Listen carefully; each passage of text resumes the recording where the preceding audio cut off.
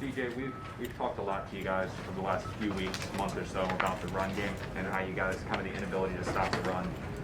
Dolphins almost went off 200 yards today. I mean, why is this continuing? Why hasn't this slowed at all?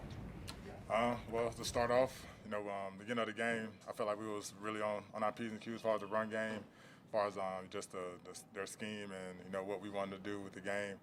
But as the game continued, they started to move the ball and started to execute better than we did.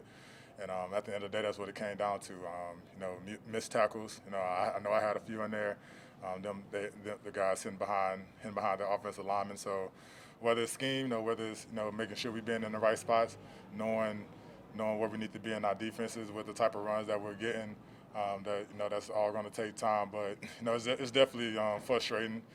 Coming off the field, I popped up and looked and I tried to see how many rushing yards they had. So I mean, it was, it felt like we was running well and making plays. And everybody trying to play hard, but right now, the run game is what's getting us. So we just gotta keep trying to figure it out. It's just because it's keep happening doesn't mean we can't stop and can't keep trying to get better at it. CJ, can you talk about the emotions of seeing Elijah Riley down with the card? Yeah, Situation? yeah, it was very scary. I did see him moving his arms, and once he got on the cart, he was looking at everybody. So definitely praying for him. Definitely hope that everything's all right. He's a very passionate player, very passionate. I just keep it at that. With everything that he does, practice, in the meeting room, on the field, off the field.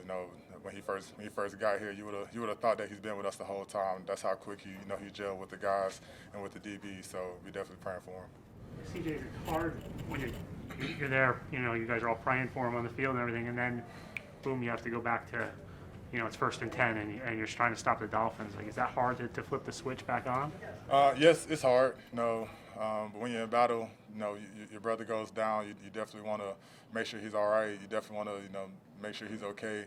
But at the end of the day, we still have to, do our job, so to speak, on the football field. So, we got to get guys back focused up and trying to do everything that they can. But when you do see injuries like that, you realize that.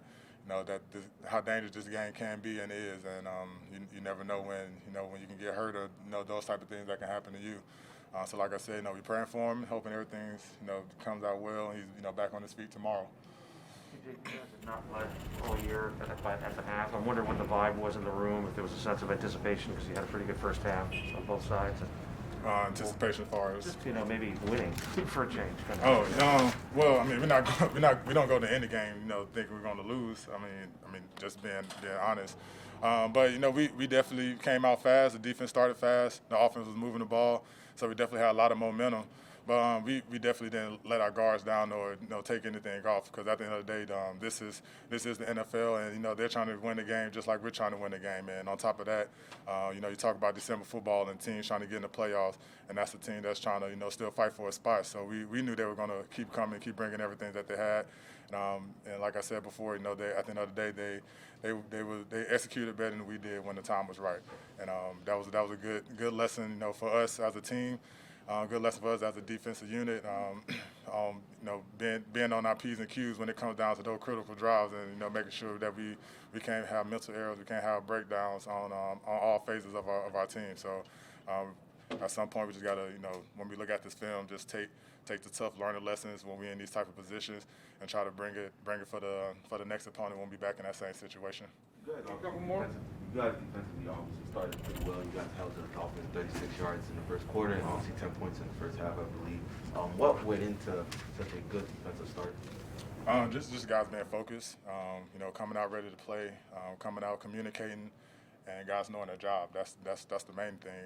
Knowing the opponents, knowing what they're doing. And I felt all week we had a great practice on the scheme that they were trying to do, and we knew they were going to bring a new motion in and kind of stick with that for the rest of the game, which they did. But like I said, when those crunch time plays came, or when that play came, they made more plays than we did.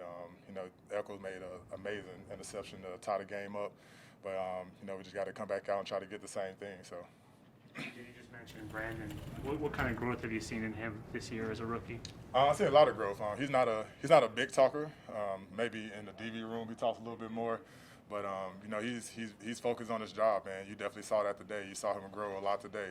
And I think I'm gonna take a little credit because before the game, I told him we only had one lockdown corner, and you know, there he go making pick sixes and all kind of plays. So, but you know, he's a very, very competitive player. You know, whether you see it or don't see it, you know, you can when he's on the field, you feel his energy, and it was fun to watch.